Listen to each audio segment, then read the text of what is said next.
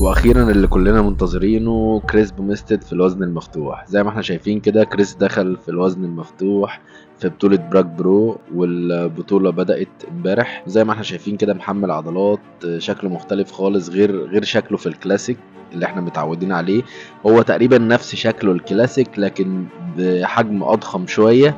رجلين واضح عليها ان هي بقت اضخم. الجلوتس طبعا مش نفس الكونديشن، مش نفس النشفان، لكن الحجم بقى اكبر، وده طبعا المطلوب في الوزن المفتوح. زي ما احنا شايفين كده الظهر برضو قوي زي ما هو، او تقريبا نفس الشكل. الرجلين باينين من ورا، الحجم بقى اكبر. وادي البوز بتاع ارنولد، حاجة قوية خالص، عمل حجم كبير زي ما احنا شايفين كده.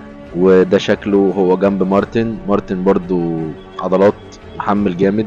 بص هنا الفاكيوم، دي حاجة بتميز كريس برضو. مارتن حجم عضلاته كبير طبعا، لكن كريس اطول منه، فشكله مريح للعين اكتر. شكله الكلاسيكي برضو زي ما احنا متعودين عليه. اكتب لي في الكومنتات توقعاتك ايه للبراك برو، وخلال ساعات قليلة قوي هتكون النتيجة والفاينل بتاع البطولة. بس كده، سلام.